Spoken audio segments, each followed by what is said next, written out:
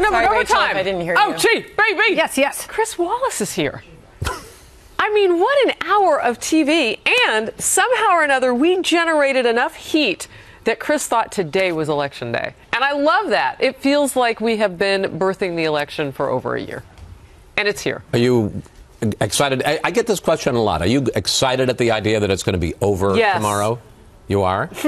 Yes, I am, because now I can go back to like saying hello to my neighbors without having to do this. Because they all want to talk about it in detail. I can't even get in the car. Everybody's like, what do you think? And I get in there and I close, and, you know, it's like being in a car wash. It's like, silence. Right? Because everybody wants to talk about it. So it'll be nice just to, you know, get back to life and going out and especially in your civilian life when you run into people who, That's maybe they work in jobs where they don't get to discuss politics so many hours of the day, and they get really excited to talk about it with people who... And that should be most jobs, by the way, because I know we've done stories on the couch about how people get themselves in hot water when they talk about politics this season. Well, I've even found as a Republican, a lot of my Republican friends, just the divide in the party between, folks who don't support Trump, people that do support Trump. And that's kind of really hostile as well. So, certainly hope that after the election, people can stop fighting. Yeah. What about you, Chris? Are you excited about it being over? What? I mean, I know you do a political show. I was going to say, it's been pretty good for business for about the last 15 months. On the other hand, look, starting Wednesday, we'll have a new president, and whoever he or she is, there'll be a transition. They'll be forming a cabinet. We'll see if there's a new balance of power in the Congress. So there's going to be plenty to talk about. I'm excited about it because from a liberty and freedom perspective, and Lisa can speak to this with many of the liberty-minded friends she has in the Republican Party, our needs have been totally underserved. So we were going to be disgruntled either way. So we really have to get back to what is most important for us and how do we get representation in this country? Do we try and take matters into our own hands and get candidates to run on at the local level who represent our needs? Does it disappoint you that the Libertarian Party and it just sort of fell apart? I'm talking about on the presidential level. Specifically, it disappoints me that William Weld, that Gary Johnson is a man I respect and admire, and I admire his ideals and his integrity, but the fact that he compromised himself and his beliefs and pushed so hard for William Weld, thinking that he would be such a great fundraiser, that I find to be incredibly disappointing considering some of the comments that Governor Weld has made on Hillary Clinton's behalf. I'm asking right now where Facebook Live is. Yeah, it's not up. We've had so many people signing on recently that it kind of... No fear, we have like 10,000 on the overtime chat. Anyway, and welcome go ahead. to all of you. I know. But I also feel that the Libertarians got hammered from the right and the left this year, because on the left, they saw that Jill Stein specifically and Gary Johnson were taking numbers away from Hillary Clinton. And on the right, they just assumed that in a year where you had two unpopular candidates, a Libertarian candidate would take away from the Republican, which is normally what happens. But this was known. Were you upset? I mean, because you continue to sound like you support Gary Johnson. I mean, the Aleppo moment, when he couldn't name a foreign leader he admired, does that not concern you? I wasn't as concerned with a foreign leader that he admired. That doesn't bother me. Aleppo, I thought it was a little bit of a gotcha question. I think there are a lot of people in this country who pretended to know what Aleppo was after that. But yeah, I think when you're running for president and you've got kind of like a really distant outside shot, you certainly should know about foreign policy and hotspots where the world is bubbling into its own self-eating cauldron. So what happens to all those Bernie supporters and people who were just in love with him, who may not embrace either of these candidates once they get into the White House? Well, in terms of the Bernie and the left wing of the Democratic Party, I've heard people say that the best thing that could happen to Hillary Clinton is for the Republicans to retain control of the Senate. Now, that sounds counterintuitive, but the argument is if the Democrats take control of the Senate, then the Bernie supporters and Elizabeth Warren and those folks are going to be saying, well, now you've got the majority in the Senate. You should just do everything that we want. Yeah. And conversely, if the Republicans are in control, she can say, well, I got to do business with the majority. And that gives her a little bit of distance and leverage in dealing. I think she wants to be a centrist.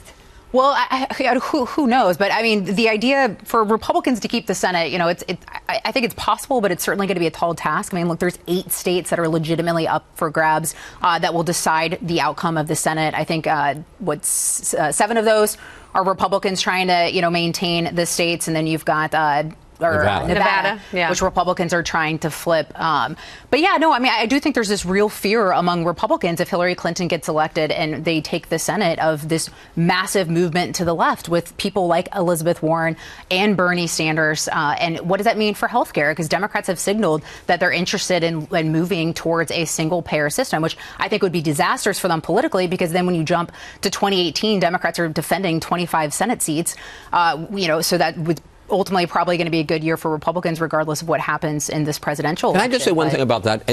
It's really interesting because when you get a Senate election, it's 6 years after the previous Senate election for that class. So what the Republicans' problem is that in 2010, the Obamacare election, there was this huge wave of Republicans. They didn't take control of the Senate, but they had this huge wave because of the backlash, the so-called Tea Party election. The problem is that in a midterm election, it's a completely different constituency. It's a much smaller constituency that votes at a midterm than votes for a presidential election. So the kind of people that could have been elected as Republicans in places like Wisconsin or a variety of other places, New Hampshire, are in a much lower turnout election, are having trouble with a much higher turnout election this time. That's right. So can I tell you what a major conversation is that's happening, at least for those who do participate on the web and join in our conversation? A lot of people talking about the moment in our show where you said, I might get kicked off the sofa for this, but you said you think Republicans should really just let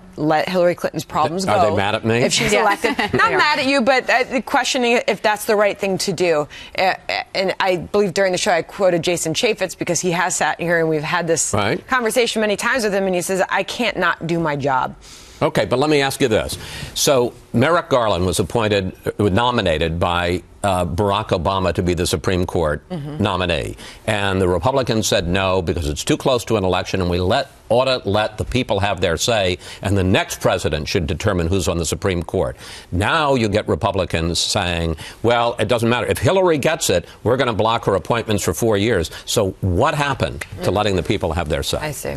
Wow. Fair enough. Okay. Yeah, no, I did see a lot of that. Just thought I'd give you the opportunity to comment on it. Making more friends. As long as the people say is in line with the majority Republican opinion.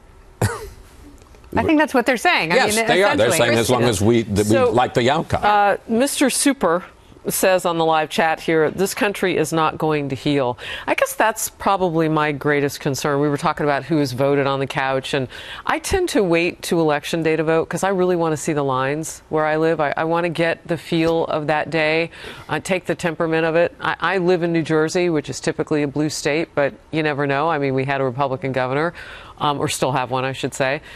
So you never know what's going to happen, and I'm always curious to know how people will come together. I want to see how they're getting along in line. That's important to me because I don't want on Wednesday for us to wake up and for people to hate each other. Like, that's not what we are. We're better than that. Well, and what's interesting, there was a poll out recently that I think it was 82% of Americans were more disgusted than excited about Election Day. Yeah. And there's that focus group, I believe, that was played on 60 Minutes. And sort of this, large majorities of Americans just very concerned about the direction of the country. And I think a lot of the conversations we've had today sort of illuminate that in the sense that there is going to be gridlock with either of candidate. Yeah. And there's big problems that we're facing as a country. $20 trillion debt, Medicare, Social Security, heading towards insolvency. Obamacare is imploding because what Democrats thought would happen did not.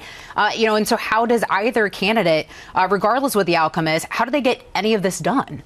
Well, I mean, the good news is maybe they won't get a lot of it done. So maybe it means we won't have more entitlement spending.